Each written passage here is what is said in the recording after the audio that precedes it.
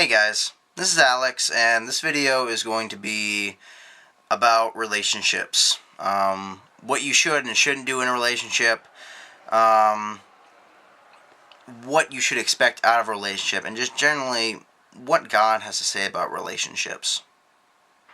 So, the first thing that should be known about relationships as far as Christians are concerned is that Christians are not supposed to be in a relationship with other Christians. The Bible says that you should not be unevenly yoked. And what that means is someone who is a child of Christ should not be dating someone who isn't. It can be very messy. It's not like it's just a very ignorant statement. There are reasons behind it.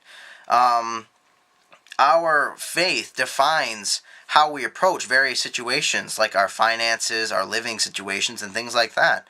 And people who aren't Christians, they just approach it differently, and it can lead to divide very easily. The next thing that you should know is that you should not compromise yourself. Even in relationships where both people in the relationship are Christians, there are still some situations where compromising yourself can come into play, whether it be into temptation or not. It can be various things.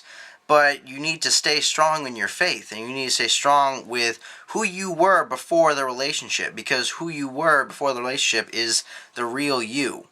And a relationship can turn you into something that you're not. And so you just need to make sure that you are that person. You are the person that you were before the relationship, that you are you, so that you know whether the relationship will work. The next thing, which is something that some people don't like talking about, and that would be sex. And it's not just intercourse, but it's any sexual action that goes into that category. And it's not something that you should do if you're not married. Because intercourse and sex is essentially a physical manifestation of the bond that the two people made when they made their covenant with God when they got married. So if you're having sex with someone that you're not married to, then you are essentially laughing at that physical manifestation of that covenant. And to go along with that, what sex does is it brings a couple closer. So if you're married, it brings you closer together. And that's been proven biologically, that there are hormones and things like that that are expelled that increase trust and things like that.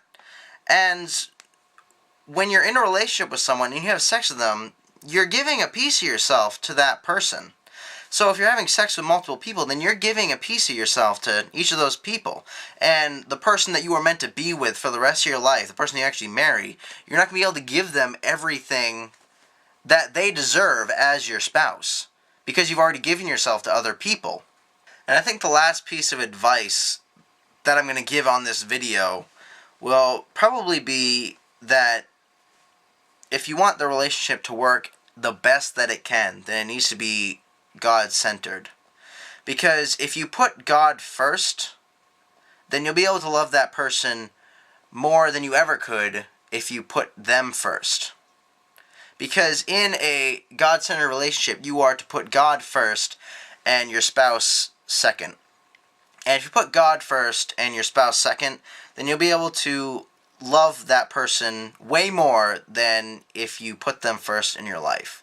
Because if you have God centered in your relationship, then you gain a better understanding of what love and appreciation is. So you're able to give a lot more than you ever could if that person was first in your life. For a while now, people have been telling me that I should try to find a girl to date. And I'm not sure why people are very persistent with that all of a sudden. I don't know if it is something I'm doing that's making them think I need a girlfriend or something like that. But it has happened a lot, and that's kind of my inspiration for making this video. To give people some advice about relationships, and then kind of show you an example of kind of what it's like to have a relationship go wrong, and kind of the mindset that you should have if you're looking for a relationship. As for me, I had issues with dating when I was in high school. Not that I couldn't date people, because I did. It's just that I went about relationships the wrong way. And part of that is due to the fact that when I was early on in high school, I was not a God-centered person. And then, like, in the back half of high school is kind of where I got my act together in that right. But I still struggled with relationships, and I think one big thing that had to do with my relationships and why they didn't work is because I wasn't myself. If you know me, then you know my character, and you know my personality and things like that. And when I'm in a relationship, those things can shift very violently. And that's what happened to me in all of my relationships, really. That I wasn't myself. I wasn't acting like myself, and I wasn't being myself. And that's why they didn't work. Some people dated me because they wanted to date me, and I wasn't acting like me, so it didn't work out.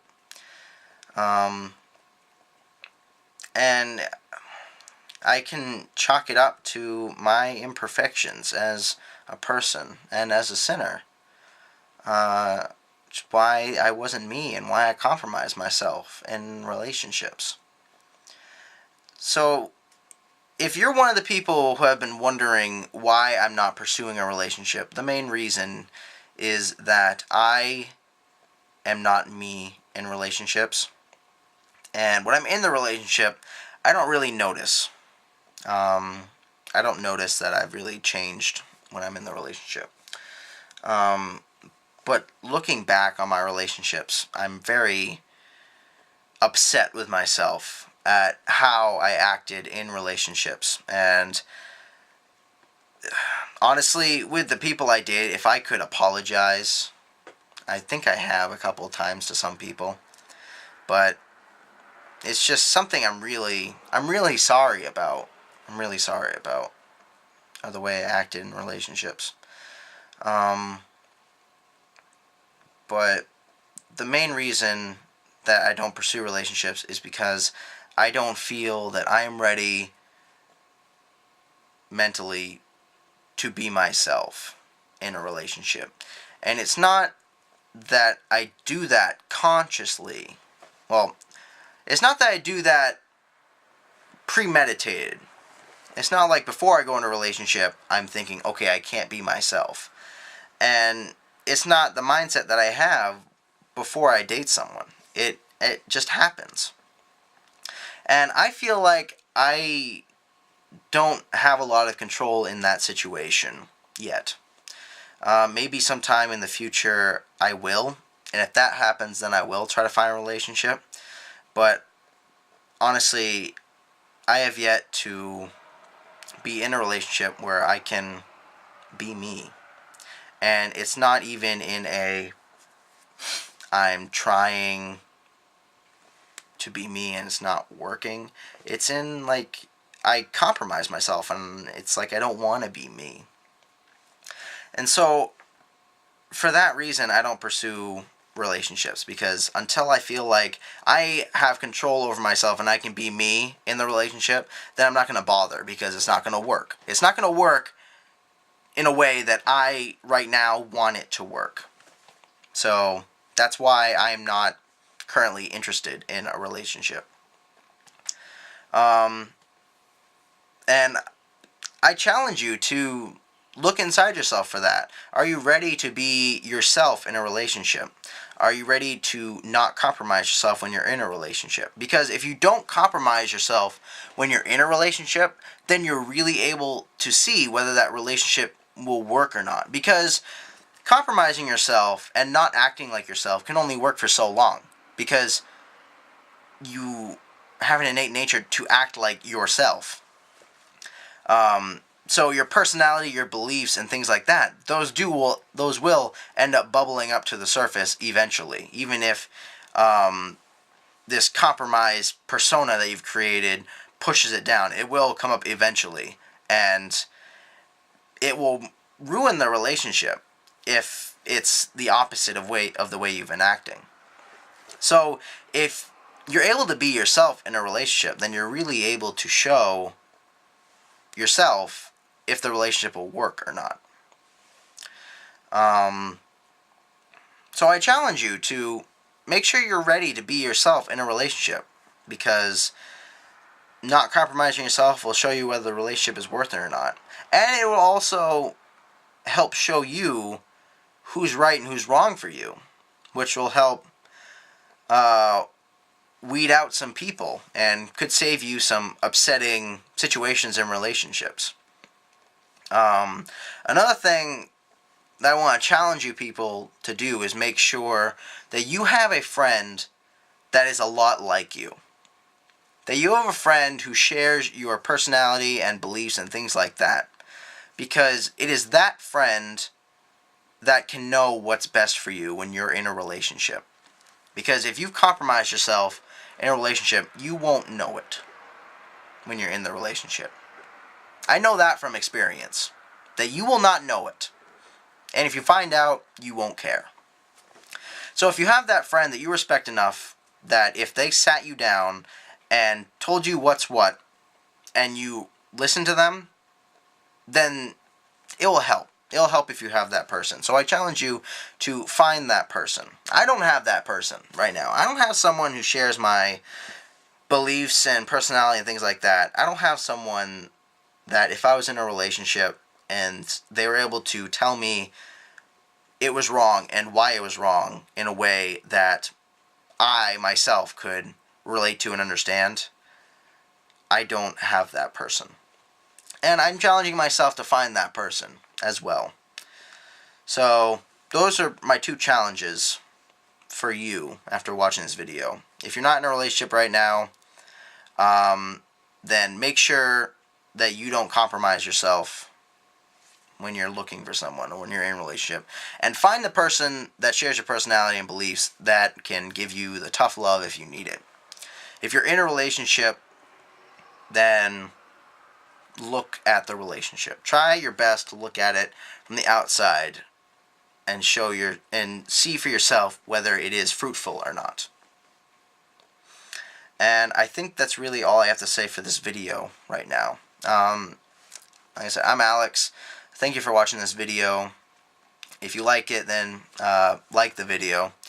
And if you have any questions that you want to ask me that you think I can answer, or anything that you want me to discuss, then feel free to shoot me a message on Facebook if you're my friend on Facebook. You can send me a message on this channel, or you can send a message on my Twitter account. And I think that's it for this video. So, thank you for watching. I hope that this video helped you in some way.